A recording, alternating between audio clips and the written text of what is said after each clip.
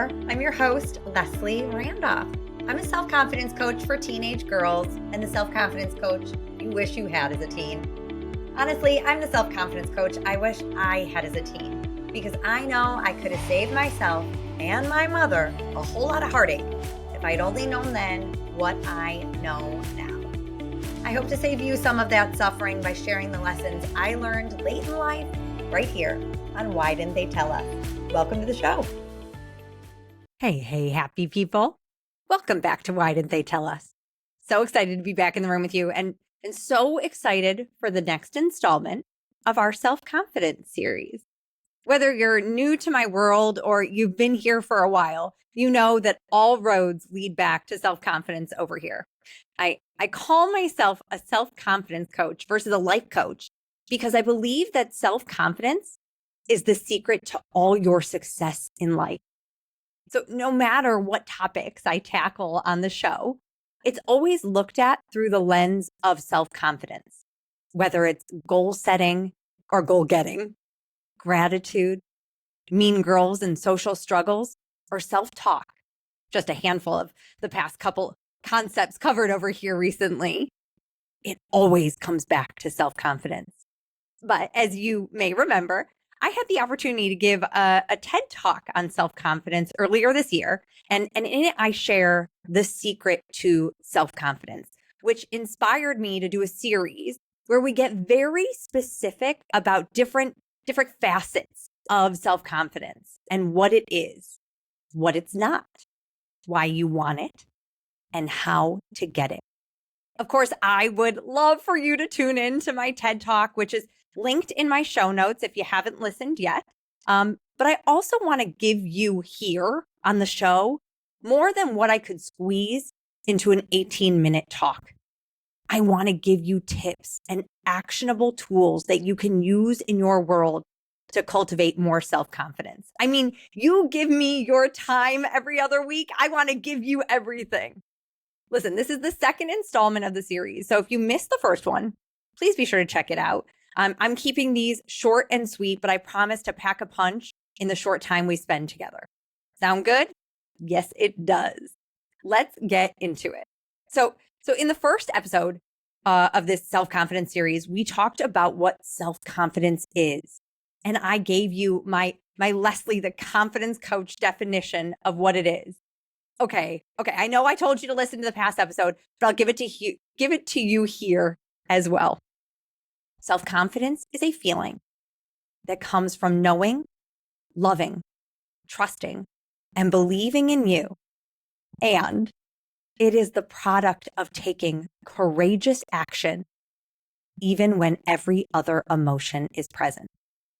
But today's episode is actually going to focus on what self-confidence is not. Listen, there are some common misconceptions and myths out there about self-confidence that not only stop you from cultivating it, but more detrimentally, when you believe them to be true, they actually chip away at your self-confidence. So that is what we are going to explore. First and foremost, self-confidence is not confidence. Confidence comes from experience.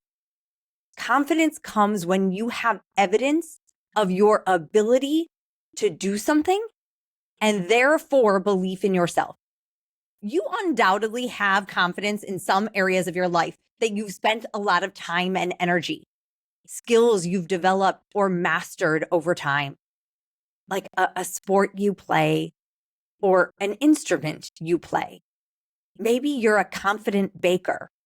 That is not me. or a public speaker. That is me. We all feel confident in some areas of our lives. This is not self-confidence. Self-confidence focuses more on your capability than your ability. It is rooted in your belief in you. Your belief in you, even when you don't have the evidence that it's possible. And that belief in you is simply a choice that you make. Spoiler alert for those who did not listen to the first episode. This is the key point of confidence. It's a choice you make when you choose to believe in you. This is what makes self-confidence the most premium emotional fuel when going after goals. Because for most of us, the goals we have are focused on conquering new frontiers, skills we haven't yet developed or mastered, or maybe even ever tried. In those instances, you have zero evidence of your ability to achieve them. And that is when you need self-confidence most. The belief in you and your ability. Because if you don't believe in you, you're never going to try. And you don't have the evidence that it's even possible. You have to start with belief in self. I love that quote from Maria Forleo. Everything is figure outable. That is self-confidence. And when you allow that belief to fuel you, to go after goals, to chase dreams, then you develop confidence because you'll try. Then you'll figure it out and you'll keep going. And then all of a sudden you have that ability. Now, another what self-confidence is not. Self-confidence is also not believing you're better than someone else. When you think about the feeling of self-confidence, it is rooted in thinking highly of you. But that is not the same as thinking highly of you at someone else's expense or thinking that you are better than somebody else. My friends, there is no hierarchy of humans when we consider self-confidence, or in general. There is no hierarchy of humans. We are all equal. I'm amazing and you're amazing. You're good and I'm good. We all are. And when we take the time to see that goodness in ourselves by thinking highly of ourselves, we are also training our brains to see the goodness in others. I believe that confidence breeds compassion. Compassion for self and compassion for others in our world. So remember that self is the most important word in self-confidence. It's about you, not you in comparison to others. Finally, self-confidence is not something achieved from your accomplishments or even external validation.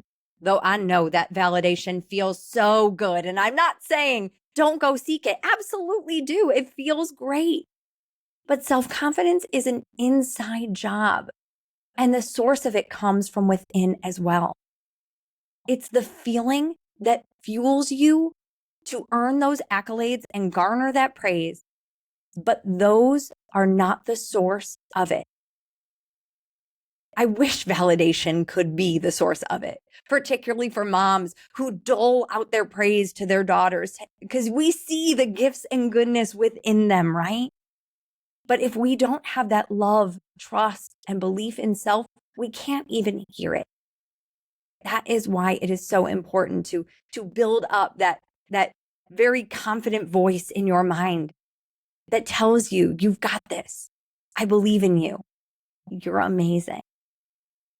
And just like self-confidence is not contingent upon external factors like your achievements or the validation words from others, it is not contingent upon how you look, what you wear, what you weigh, how smart or successful you are. I coined this concept, the as soon as and the not enoughs. And this train of thinking is confidence kryptonite. Follow me. This is what it sounds like. As soon as I get the A, then I will feel self-confident. As soon as I make the team, then I will believe in myself. Or as soon as I get the part, then I will think highly of me. Which actually, if you think about it, goes back to that really important first point that self-confidence is not confidence. Because if we don't have any evidence of our ability to do that, then we're never going to even take the step to get the grade or to try out for the team or to make the play. Not enough thinking looks like, well, I'm not smart enough. I'm not successful, skilled, pretty, talented, fill in the blank enough to love or believe in myself. Both the as soon as and the not enoughs outsource your worth and make you believe that your lovability and belief in self requires something of you. It doesn't. There is no prerequisite for self-confidence other than choosing to love, trust, and believe in you. Remember, self-confidence is a choice you make and a skill you develop. All it requires is for you to know who you are, love that amazing human, and believe in her ability to achieve whatever she wants. I believe in you. I believe in all of that for you. Borrow my belief. All right, I told you, short and sweet. My friends, why didn't they tell us that self-confidence is not the same as confidence or arrogance? Why didn't they tell us that there's no prerequisite for self-confidence other than your thinking? And what you think about you is always a choice you make. If this show was helpful, please pass it along to the tweens and teens in your life or anyone else that can benefit from a boost of self-confidence. I think that's all of us. All right, my friends. Till next time. Love what you hear? Well, I'd love to hear from you. You can find me at confidencecoachforgirls.com. That's confidencecoachforgirls.com. Or email me at lesliethelifecoach@gmail.com. That's lesliethelifecoach@gmail.com. Hope to hear from you.